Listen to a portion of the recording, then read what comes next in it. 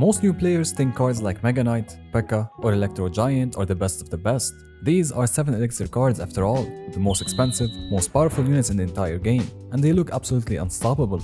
Well, on paper. But if you actually look at the competitive meta right now, you watch top players, or check usage rates, these cards are basically nowhere to be found. Meanwhile, the actual top meta decks are running Skeletons, Ice Spirit, or Hog Rider, cards that barely cost 1 to 4 Elixir. And these decks aren't just popular, they're winning consistently at the highest levels of play. But why is that? Why are 7 Elixir cards so useless? If you've ever wondered why your Mega Knight deck keeps losing to someone spamming Hog Rider and Ice Golem, or why pros aren't running these powerful cards, well, stick around, because we are about to break the rise, the fall, and the problem of 7 Elixir cards in Clash Royale. Now, to really understand the 7 Elixir card problem, we need to rewind back to when Clash Royale officially launched. Back then, there wasn't a single 7 Elixir card in the game. The closest thing was the Pekka sitting at 8 Elixir. Even in that slower meta, dropping your entire Elixir bank on one troop felt terrible.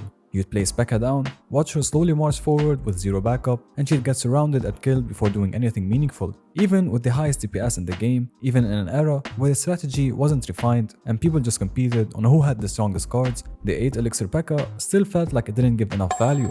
Just weeks after launch, the Pekka was dropped to 7 Elixir, and it was officially the first 7 Elixir card in the game. Suddenly, Pekka became actually usable. You could afford to support her, you could build real pushes, and most importantly, you could defend with her and still have Elixir left over to counter push with her. It even got buffed in the coming months, and the Pekka became the card to use if you wanted to win. This was what a 7 Elixir card offered, pure strength and a high chance to win the game with a single card. But today, it gets countered with a 2 Elixir Ice Golem jockeying it across both lanes. 3 months after the launch, the 7 Elixir roster expanded. Lava Hound entered the game and introduced something completely new, an aerial tank. And here, one of the most dominating combos was born, the Lava Loon. The investment felt justified. 7 Elixir was a huge commitment, but if your opponent lacked anti-air or proper timing with their counters, you were walking away with the tower. That's the kind of impact expensive cards needed to have. Then from 2017 till 2020, more 7 Elixir cards were released, including the Mega Knight, Royal Recruits, and Electro Giant. Each one of those cards were overpowered at some point and dominated the meta. They were premium investments that delivered premium results.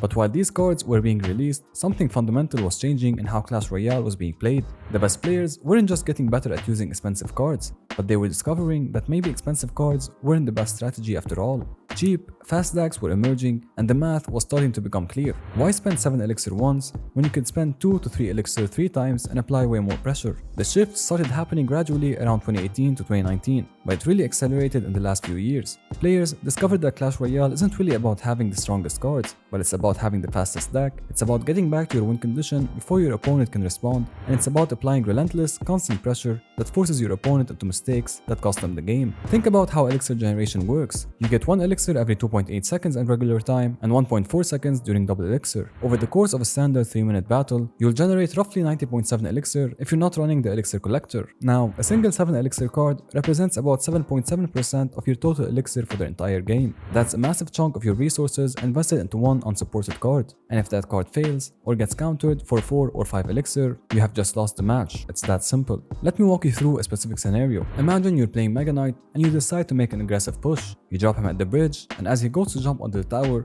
your opponent drops skeletons in the center to pull him away, and then they place a mini Pekka to actually kill him. This brings the total defensive cost to 5 Elixir, but you just spent 7 Elixir and got nothing. Your opponent spent 5 Elixir and successfully defended. But it's actually worse than that, because now their mini Pekka is marching towards your tower and you have to defend it, and suddenly you're now in a defensive position while behind on Elixir. This is how the game snowballs out of control. One bad 7 Elixir investment and you're scrambling for the rest of the match. This will happen constantly with 7 Elixir cards because they all share the same fundamental vulnerability. They are incredibly strong when properly supported, but incredibly weak when alone. The Pekka gets completely shut down by 3 Elixir Skeleton Army, 2 Elixir Goblins, and 3 Elixir Guards. But the problem goes even deeper than just getting countered efficiently. It's about what happens when you try to support your 7 Elixir card properly, because these cards need backup to actually work. So you don't just drop Mega Knight alone, you drop him with maybe a Furnace in the back for 11 Elixir, or a Pekka with Dark Prince plus Zap for 13 Elixir. But now that you commit all that Elixir to one lane, your entire Elixir wall is empty, and your opponent drops a Hog Rider in the opposite lane for just 4 Elixir. You obviously have nothing to defend with, and your tower takes 1000 damage. Defensive buildings also made this problem even worse. Inferno Tower costs 5 Elixir and completely shuts down the Pekka, the Mega Knight, the Electro Giant, and the Lava Hound. The Cannon, which costs only 3 Elixir, can distract and chip down these expensive tanks while your towers do the real damage. If you try to outcycle the building by playing other cards first, well, guess what? You're playing an expensive deck with a 7 Elixir card in it. You can't outcycle them. They have cheaper cards, they will get back to their building before you get back to your win condition. Now, there are 4 core principles that explain why these expensive cards can't compete anymore. The first is the cycle speed gap. This is probably the single most important factor. In Clash Royale, your ability to cycle back to your key cards determines how much pressure you can actually apply and how quickly you can respond to threats. And 7 Elixir cards absolutely destroy your cycle speed. If you're running Hog 2.6 for example, you can send Hog and an Ice Golem applying pressure every 15 to 20 seconds. Now let's say you're running a deck with Pekka. Your deck probably averages around 3.8 to 4 Elixir because you need to include other decent cards to support the Pekka. And to cycle back to it, you need to play through other high Elixir cost cards. By the time you get Pekka back in the rotation, your Hog cycle opponent has already sent Hog Rider 2 or 3 times. They have chipped away 16 to 900 damage on your tower while you're still trying to build up your second push. The speed difference is absolutely devastating in competitive play. Clash Royale is a game of timing. Getting to your win condition at the right moment when your opponent is low on Elixir or when they just use their counter, that's what wins the game. The second core principle is the risk-reward imbalance. Every card you play in Clash Royale is a risk. You're investing Elixir with the hope of getting value out of that investment, but the amount of risk scales with the cost, and 7 Elixir is an absolutely massive risk that the game doesn't reward appropriately. When you play a 1 Elixir Skeletons card and it gets immediately spelled or countered, you've lost 1 Elixir. This is annoying, but it's recoverable. The risk is minimal, so you can afford to make aggressive or experimental plays without much consequence. Even medium cost cards have manageable risk. A 4 Elixir Musketeer being fireballed is a neutral 4 Elixir trade, but if you play your Mega Knight and gets efficiently countered for 4 or 5 Elixir, you just handed your opponent a 2 to 3 Elixir advantage. That might not sound like much, but in high level Clash Royale, a 2 Elixir advantage is often enough to take a tower. And here is the worst part, the reward doesn't match the risk. If 7 Elixir cards were basically guaranteed to get significant tower damage or create overwhelming advantages when played, maybe the risk would be justified, but they don't.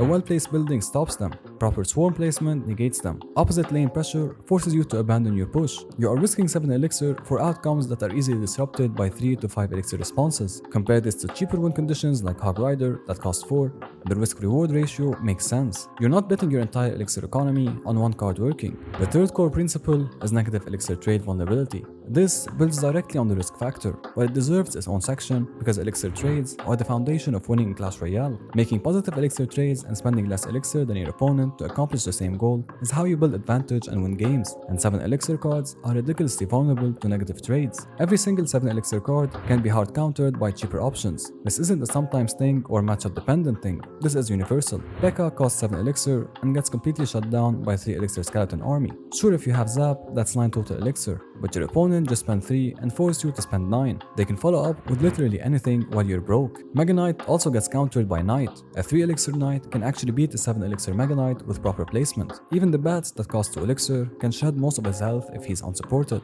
And the Royal Recruits might have it worst of all. 7 Elixir spawning 6 units, and a single 4 Elixir Valkyrie or 5 Elixir Wizard can clear all of them. It doesn't matter how strong they are on paper if they consistently get countered for half their cost or less. And finally, the defense problem. Here's something that doesn't get talked about enough. In Clash Royale, the best cards serve double duty. They can defend efficiently, then transition into offense. You spend 3 to 4 Elixir on defense and get an immediate offensive pressure as a bonus. 7 Elixir cards can't do this efficiently. Using Pekka to defend a Hog Rider is massive overkill. You're spending 7 Elixir to stop a 4 Elixir threat. Yes, the Pekka survives and walks forward, but you have essentially wasted 3 to 4 Elixir worth of value. That's not good defense. That's panic defense that puts you behind on Elixir. And this is all hoping your bot even has the 7 Elixir needed to defend the Hog when your opponent plays it. The 7 Elixir problem starts to show when we go card by card, starting with the Lava Hound. Lava Hound is the only air tank in the entire game. There is literally no other card that fills this role. This gives it a niche that can be completely replaced, but even with this unique advantage, the card struggles massively.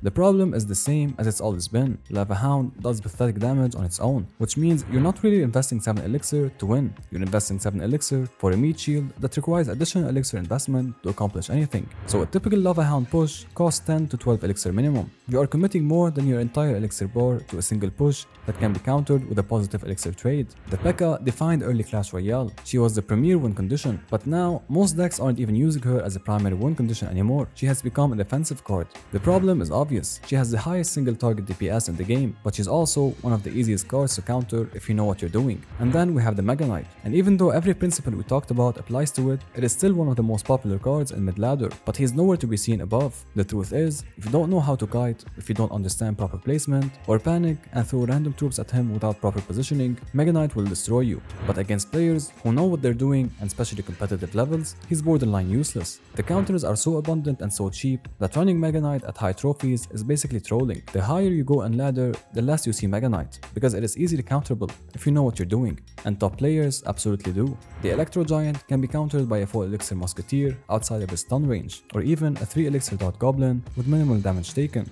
And recruits, well, any splash damage dealing card like a wizard will do the job perfectly. Clash Royale has fundamentally evolved into a game that rewards speed and efficiency over raw power. This is why 7 elixir cards have become nearly extinct. Cheap cards allow you to cycle fast and get back to your win condition even faster. They minimize the impact of mistakes and bad plays, they consistently create neutral or positive elixir trades, and they can flex between defense and offense seamlessly. 7 elixir cards fail at all 4 of these core principles. So let's answer the question, what makes 7 elixir cards so useless? The answer isn't simple, but it's clear. 7 elixir cards are useless because they represent everything that modern Clash Royale punishes. They are slow when the game rewards speed, they are expensive when the game rewards efficiency, they are risky when the game punishes mistakes, and they are inflexible when the game demands versatility. Are they completely useless? Well, no. If you're playing casually, or if you're facing opponents who don't know the counters, 7 elixir cards can still work. Mega Knight will still dominate players who don't know how to kite or use smart placement to defeat large troops. But in competitive play, and in any situation where both players understand how the game works at a fundamental level, 7 elixir cards are basically extinct. The cards that look the most powerful are actually the weakest options.